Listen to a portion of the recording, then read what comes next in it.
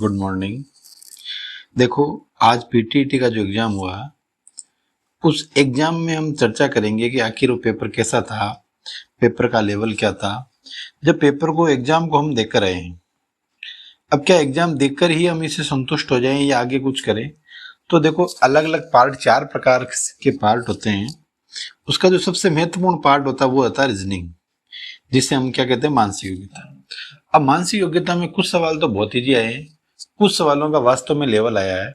आज हम सारे चीजों का हम अध्ययन करेंगे, और अध्ययन करने से पहले ये भी अध्ययन करेंगे, हमने जब आपको मानसिक योग्यता या बोल सकते हो आप रीजनिंग जब पढ़ाई, तो हमारे पढ़ाए हुए कौन कौन से सवाल आए। ये बहुत महत्वपूर्ण है, ताकि आप जब भी हमसे तैयारी करो, आपको कम से कम एक बिलीव होना चाहिए कि जो हम पढ़ेंगे उनसे बाहर सवाल नहीं आएंगे। सवाल का दायरा क्या है, कुछ सवाल वास्तव में बहुत अच्छे आते हैं। मैं आपको फिर कहता हूं, अगर बीएसटीसी की परीक्षा में आपको चयन करवाना है और कहीं से भी आपको लगता है कि आपके दिमाग में एक मैच्योरिटी डेवलप हो रही है या एक दिमाग की गुणवत्ता डेवलप हो रही है, और डेवलप होने के बाद में आपको बीएसटीसी की तैयारी करके सिलेक्ट करवाना है, तो मान के चलो आज के रीजनिंग के पेपर को आप जितना अच्छा हो सकते हो उतना पढ़ो, क्योंकि यही वो चीज है, यही वो लेवल है जो आपको चयन की गारंटी दे सकता है। इसलिए इस वीडियो के लिए आप समय निकालो, और जो भी सवाल आए देखना, मोस्टली सवाल मैं बताऊंगा जो हमसे पढ़े हुए सवाल आए हैं, बाहर से नहीं आए। देखो, एक एक सवाल पढ़ना। सबसे पहला ये जो सवाल है, ये कोई ज्यादा नहीं है, ये कोई ना तो कोई किसी प्रतिबिंब के बारे में बोल रहा है, ना तो दर्पण प्रतिबिंब के बारे में बोल रहा है, ना जल प्रतिबिंब के बारे में बोल रहा है। ये सिर्फ इतना कह रहा है कि एक पारदर्शी प्लेट है, इसको घुमाना है। मेरे कहने का मतलब जैसे ये है और एक ये है, अगर इसको घुमाना तो ये ऐसे हो जाएगा, तो इसका कोई इश्यू नहीं है, बहुत इजी क्वेश्चन है। सॉरी, इस प्रकार के कोई सिलेबस में भी नहीं होते, लेकिन ये मानसिक योग्यता है, इसलिए हमें इसको ध्यान में रखते हुए ही अध्ययन करना। बहुत अच्छा क्वेश्चन है। तो पहले का आंसर हो गया क्लियर, क्या आएगा, ए। अब जब हम दूसरा सवाल पढ़ रहे हैं, ये बहुत अच्छा सवाल है। कई बार हम इसके रीजनिंग से जुड़े सवाल पढ़ते हैं तो अध्ययन कर लेते हैं, और करना भी चाहिए। ये सवाल कह रहा है कि कोई भी क्लास है, उसमें 60 स्टूडेंट है या 60 स्टूडेंट है, और उनमें क्या होता है कि लड़कियों की संख्या दुगुनी है लड़कों से। ये गर्ल्स एरिया, बॉयज। अगर बॉयज 20 हो गई तो कितने हो गई, 40। 20 और 40 इन दोनों को जोड़ोगे तो 60 आएगा, और इन दोनों के बीच में जब आप कॉम्बिनेशन की बात करोगे तो ऑटोमेटिक डबल हो जाएगा। अब ये क्या कह रहा है, लड़कियां और लड़कों की तुलना में दुगुनी है। मिहिर ऊपर से 17वां नंबर पे है। अगर आप ऊपर से काउंट करोगे तो 17, जो 17 नंबर पर वहां पर मिहिर है, मतलब ये बॉयज है, जबकि टोटल बॉयज हमारे पास कितने हैं, 20। अब ये कह रहा है इसके आगे 9 लड़कियां हैं। मुझे बताओ, यहां तक जब 9 लड़कियां हैं तो बॉयज कितने हुए या लड़के कितने हो गए, लड़के हो गए 8, और हमारे पास टोटल लड़के कितने, 20। तो ये बताओ, इस मिहिर के बाद में टोटल कितने बॉयज हो रही जाएंगे, 12। तो ये पूछ रहा है कि इसके क्रम में लड़के इसके बाद में कितने होंगे, तो वो आ गया 12। तो हमें इस चीज को थोड़ा सा ध्यान में रखते हुए अध्ययन करना। एक एक सवाल को मैं इसलिए पढ़ा रहा हूं ताकि आप कैलकुलेटिव तरीके से इसको कर सको। 3 नंबर सवाल बहुत अच्छा है। ये कैलेंडर का सवाल है, आपको मैंने पहले भी पढ़ाया। इसका एक फॉर्मूला होता है, क्या होता है कि जैसे लास्ट ईयर जो भी हमें साल देता है, जैसे ये सवाल दे रहा है 20 दिसंबर 1985, इसकी डेट ये पूछ रहा है। जब 20 दिसंबर 1985 की डेट पूछ रहा है तो आपको ध्यान रखना, लास्ट ईयर में क्या करते हैं, भागफल का ऐड करते हैं। ये फॉर्मूला आप ध्यान रखना। हमारे उसको भी देख सकते हो वीडियो को। उसके बाद में इसके कोड होते हैं, और उसके बाद में डे होता है, और उसमें जोड़ देते हैं। अब छोटा सा मैं करता हूं, जैसे 1985 है तो मुझे बताओ लास्ट ईयर कितना गया, 84। अब भाग क्या करते हैं, जो 84 होता है इसमें हमें भाग देना किसका, लीप ईयर का भाग देना है। जैसे 84 में या 85 में आप 4 का भाग दोगे, कितना आ जाएगा, 21। और उसके बाद में इसका कोड होता है साल के अनुसार। जो वर्तमान शताब्दी चल रही है 21 से 2100 तक, इसका कोड 0 होता है, उससे पूर्व 1, इसके बाद में भी 1 होता है। तो ये कोड आ गया 1, और दिन गिनने हैं। ये 20 दिसंबर की बात कर रहा है, तो आपको जनवरी, फरवरी, मार्च यहां से लिख के टोटल दिन जोड़ने कितने होते हैं। और दिन में क्या होता है कि दिन का भी कोड चलता है, जैसे जनवरी का 3 दिन एक्स्ट्रा होते हैं तो 3 कोड होता है। फिर हमें क्या करना है, ये कोड लिखने के बाद में आप भाग देना। अगर 0 आता तो हमारे पास क्या गया, संडे, 1 का मंडे, 2 का ट्यूसडे। इस प्रकार आप इन सवाल को सरल करने का प्रयास करोगे। ज्यादा अगर आपको देखना है तो आप हमारा वीडियो देख सकते हो, कोई समस्या वाली बात नहीं है। और जो व्हाट्सएप ग्रुप है वो लिंक आपको डिस्क्रिप्शन में मिल जाएगा। अब देखो फिर अगला क्वेश्चन, पहला हो गया, दूसरा हो गया, तीसरा सवाल हो गया, और चौथा सवाल कह रहा है कि आपको आकृति गिननी है। तो आपको इसमें थोड़ा सा देखो आकृतियों को जूम करके या बड़ा करके देखना है कि आखिर क्या चीज है। अब जैसे मैं तो क्या बार बार अभ्यास कर रहा हूँ, इसमें चतुर्भुज है, इसमें चतुर्भुज है, छोटे छोटे जैसे आर्क एंगल बनते हैं उसके अकॉर्डिंग मैं आराम से इसको ढूंढ लूंगा। इसका 2 या 3 दोनों में एक उत्तर आ जाएगा। आप आराम से प्रयास करोगे तो आसानी से समझ में आ जाएगा, क्योंकि ये सवाल चेंज रहते हैं, कोई जरूरी नहीं है सवाल ही आते हैं, लेकिन इस प्रकार के कैलकुलेटिव सवाल आते हैं तो उनको मैं आपको करवाने का प्रयास करूंगा। जैसे ये सवाल है, बहुत अच्छा सवाल है, आपके आगे भी सवाल आ सकता है। और इस प्रकार का सवाल एक लघुत्तम समापवर्त्य और महत्तम समापवर्त्य से जुड़ा हुआ भी घड़ी का सवाल आता है। आप उसको भी अच्छा पढ़ने का प्रयास करना ताकि आपको कोई समस्या नहीं आई। अब ये कह रहा है कि घड़ी 15 मिनट आगे हो जाती। अरे भैया 15 मिनट तो आगे बढ़ती है, लेकिन कब बढ़ती है ये नहीं दे रहा है। ना तो कोई टाइमिंग पीरियड दे रहा है, ना कोई और इश्यू दे रहा है, ऐसा कुछ नहीं दे रहा है। ये सिर्फ ये कहता है, और डेली जब भी 12 दोपहर के बजते हैं तो हम इसको रेडी कर देते हैं। अब ये बोल रहा है अगले दिन 4 बजे। अब मुझे बताओ यहां तक क्या समय है। चलो मान लेते हैं कि भाई समय 12 बजे वो तैयार करता था, कब बढ़ती है क्या मिनट है ये तो हमें पता नहीं। अगर हम उत्तर 4 माने तो 4 तो ऑप्शन में नहीं। अब हमें अपना माइंड लगाना पड़ेगा कि टोटल ये 24 घंटे में बदलती है, और ये कह रहा है कि 24 घंटे में 15 मिनट आगे जाती है। तब हाँ आकलन करते हैं तो 8 घंटे में कितने जाएगी 5, जब 16 घंटा हो जाएगा 10, और 24 हो जाएगा तब कितना हो जाएगा 15। अब आप जोड़ोगे तो ये कितने बजे पूछता है, दोपहर 12 बजे। ठीक कर देते हैं तो ये पूछ रहा सुबह 4 बजे। तो आप मुझे बताओ 12 बजे जब ठीक कर दी तो ये सुबह 4 बजे की पूछ रहा है, 12 और 4 के बीच में कितना घंटा आता है, ये आता है 16 घंटा। कितना आता है 16 घंटा आएगा, तो 10 मिनट एक्स्ट्रा हो जाएगी, जिसका समय आ जाएगा 4:10। क्या आ जाएगा। बहुत अच्छा सवाल था, जो 4:10 इसको कर लोगे। अगला सवाल भी बहुत अच्छा है, जो आपको ध्यान रखना है, बहुत बढ़िया सवाल है। ये कह रहा है कि इसका विकल्प का बरो, आप देखो इन दोनों को जोड़ो, 11 + 24, उसके बाद में 8 + 12, और उसके बाद में 16 + 9, ये कितना आ गया, ये 35 आ गया, ये 20 आ गया 20, और ये आ गया 25। अब 13 में आप कितने जोड़ोगे, 13 में 22 जोड़ोगे जो 35 आएगा। 22 कहाँ है, ये सी में आया और कहीं नहीं। उसके बाद में 10 में 10 जोड़ोगे, देखो ये 8 और 12 20, और 10 में 10 जोड़ दिए कितना आ गया 20, 16 और 9 25, और यहाँ पर आपको दे रखा 13, 13 में आप कितना जोड़ोगे 12, 25। तो इसका उत्तर कितना आ जाएगा 22 और 12। तो कौन सा उत्तर हो जाएगा सी। थोड़ा सा हमें माइंड लगाकर ये चीजें चेक करनी पड़ती है।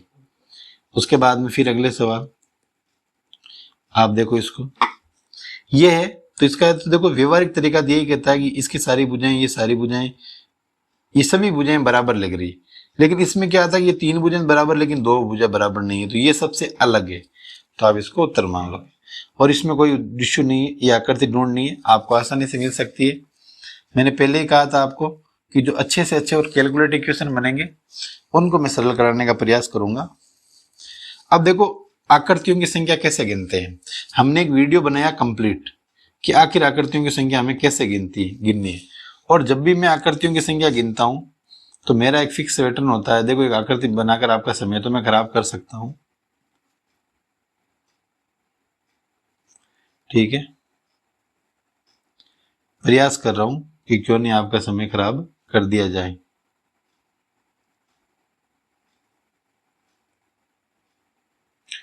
चलो ये तो इससे बनेगी नहीं,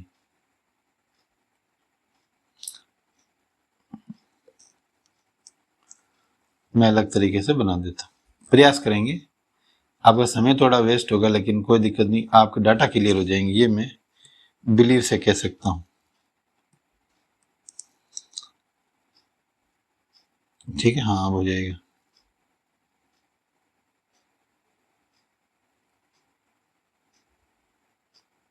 ठीक है। ये देखो ऐसे आकृति बनानी, बनी कि नहीं बनी।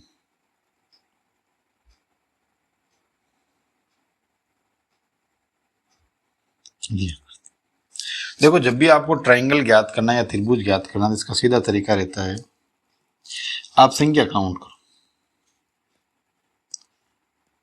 ठीक है कि नहीं।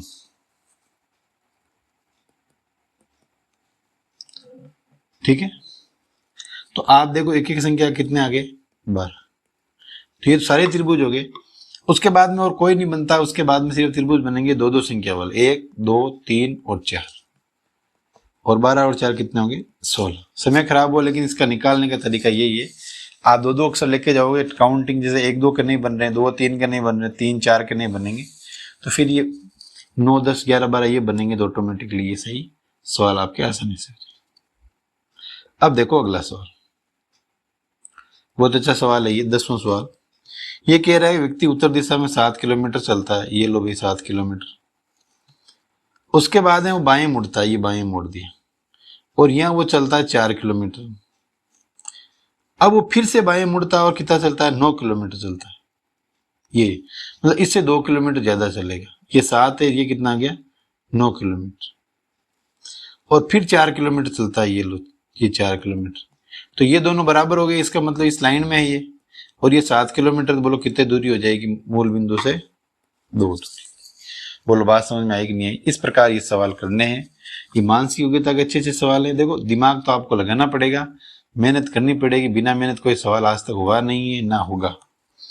अगला कह रहा है उर्वरक फसलें, कई सब व्यक्ति अलग अलग चीज दे रहे हैं, लेकिन आप मान के चलो जब फसलें होती है और फसलों को जब उर्वरक मिलता है तो उसका नुकसान नहीं होता है, फायदा होता है, इसलिए उर्वरक डालते हैं। नुकसान होता है तो उर्वरक क्यों डालते हैं? तो हमारी ऐसी चीज होती है, देखो शिक्षा से शिक्षक को फायदा जरूर होता है, लेकिन ये शिक्षक कोई यूरिया ऐसी चीज डाल नहीं सकता, मतलब जो अल्टरनेट, वो तो मेहनत अभ्यास से स्टूडेंट का भी योगदान होना चाहिए, लेकिन शक्तिवर्धक कोई डालते हैं उससे शरीर को फायदा मिलता है।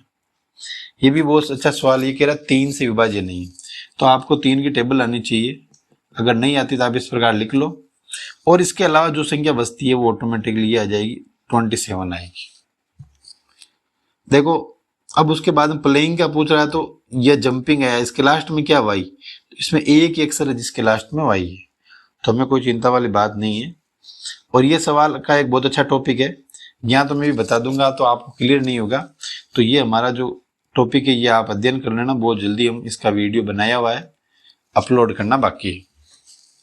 अब इसके बाद में अर्थपूर्ण से जुड़े हुए कई बार सवाल आते हैं, ग्रामेटिकल क्वेश्चन भी इस प्रकार के आते हैं जिन्हें हमें एडजस्ट करना पड़ता है। सबसे पहले पुलिस कभी भी नहीं आ सकती, आप अपराध करोगे तो मान के चलो पुलिस आएगी, और पुलिस आएगी तो वो सजा नहीं दे सकती, नए निर्णय कर सकती है, वो आपको जुडिशरी में ले जाएगी जहां से निर्णय होगा, निर्णय होने के बाद में आपको जो भी सजा मिलेगी। तो ये क्रमागत रूप से आप देख सकते हो, अपराध पुलिस 3 और 1 ये दोनों में आया है, और उसके बाद में आपको न्यायाधीश के सामने ले जाएगा, तो इसका उत्तर ये आ जाएगा, ना कि सजा होगी। इसी प्रकार सवाल किताबें पेन वाला जुड़ा सवाल है, बहुत अच्छा सवाल है। क्या कह रहा है, कुछ किताबें पेंसिल है, ये किताबें ये पेंसिल हो गई, कुछ पेंसिल पेन है, ये पेन हो गया। अब ये कह रहा है निष्कर्ष कुछ किताबें पेन है, देखो ये तो था किताब, ये पेंसिल और ये पेन, तो पेन और किताबों का कोई संबंध नहीं है, और सभी पेन पेंसिल है ऐसा भी कोई इश्यू नहीं है, तो अपने हिसाब से आप उत्तर निकाल सकते हो। ये बहुत अच्छा सवाल है और ये भी बहुत अच्छा सवाल है, लेकिन यहाँ पर पढ़ेंगे तो आपके डाटा कंप्लीट रूप से क्लियर नहीं हो पाएंगे, क्योंकि हम आंसर की बात करें तो आपको आंसर की टेलीग्राम और व्हाट्सएप पे मैं भेज दूंगा, आप हमारे लिंक्स ग्रुप में नीचे लिंक दिया आएगा, आप उसमें ज्वाइन करने का जरूर प्रयास करें। बहुत अच्छे सवाल है, इस सवाल को तो आप वेरी मोस्ट मान लो, हालांकि ये भी अच्छा सवाल है, कोई समस्या नहीं है, लेकिन ये तो आप 100% आपके बीएसटीसी के एग्जाम में आने की उम्मीद रहेगी, क्योंकि कई बार सवाल बड़े बड़े एग्जाम्स में ये आता है, तो ये चीज हमें थोड़ी सी ध्यान देनी है।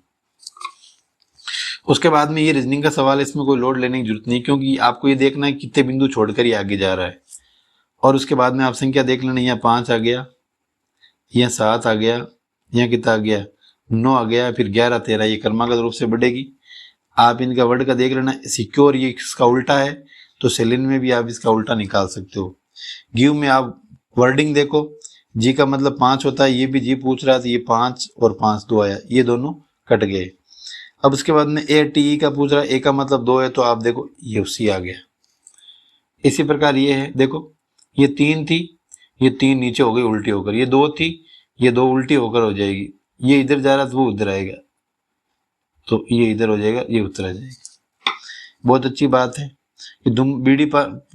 धूम्रपान कौन करते हैं? जो बीड़ी पीते हैं, है कि नहीं? बीड़ी पीने वाले जरूर कुछ सिगरेट भी पीते हैं। और कैंसर होना कोई जरूरी है नहीं, सबकी गारंटी नहीं, तो इसका उत्तर ये आ जाएगा। बहुत अच्छे अच्छे रीजनिंग के क्वेश्चन है, आप इनको ऐसा नहीं मान सकते। ये भी बहुत अच्छा सवाल है, और ये तो कोई इशू नहीं। ई और जे को, इन दोनों को आप जोड़ोगे तब ये इनकी संख्या आ जाएगी, तो आप आसानी से इस सवाल को कर सकते हो। ये भी बहुत अच्छा सवाल है, आपको वीडियो में मिल जाएगा। और उसके बाद में फिर वापस जैसा वो सवाल था वैसा वैसा ही आया है। इन 3 सवालों की बहुत अच्छी प्रैक्टिस आपको करनी है, जितना समझ सको थोड़ा माइंड लगाना, क्योंकि सवाल ये फिर आएंगे। अब देखो ये सवाल इस डायग्राम को देखकर ये सोल्व कराने का प्रयास कर रहा है, तो हमें इस चीज को ध्यान से देखना है। ये कह रहा है कि जहां घोड़ा, इसमें पूरे बुद्धिमान है। बुद्धिमान कौन कौन से? देखो पी और टी तो बुद्धिमान पूर्ण रूप से है, लेकिन आर और एस में एक्स्ट्रा गुण भी है। आर के अंदर क्या है? बुद्धिमान तो है, लेकिन बुद्धिमान के साथ बहादुर भी है। एस में क्या है? ज्यादा गुण है। एस बुद्धिमान भी है, बहादुर भी है और सुंदर भी है। तो ये क्या पूछ रहा है? कौन सा अक्षर बुद्धिमान लेकिन बहादुर या सुंदर नहीं है? ये बुद्धिमान है सिर्फ, बहादुर और सुंदर नहीं है। और ऐसा कैसा? टी भी है। तो टी और पी, तो इनमें जो ऑप्शन आता है वो आप चुन लो। पी क्या किसको दर्शाता है? पी सिर्फ किसको दर्शाता है? पी सिर्फ बुद्धिमान को दर्शाता है। कौन बहादुर है लेकिन है तो बुद्धिमान नहीं, सुंदर है, तो आप इसमें आपस में ढूंढ लो, कोई दिक्कत वाली बात नहीं है। ये सवाल कोई इश्यू ज्यादा परेशान करने वाले नहीं होते। इसी प्रकार ये है,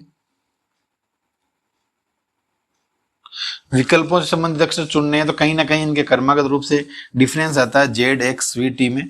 तो हम जैसे P Q R S T, उसके बाद यू छोड़ दिया, वी आ गया, एक्स छोड़ दिया, एक्स आ गया, यू देखो U P Q R S, इसको सही लिखते हैं, S T U V W X Y और जेड।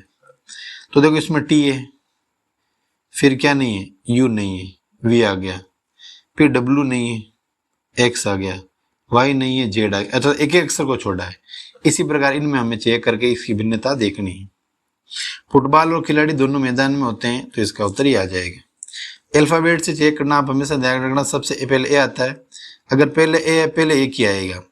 अगर ए के बाद में आता ए तो फिर बी, बी बी ऐसे आएगा। ये चीज आपको थोड़ा सा ध्यान रखना है।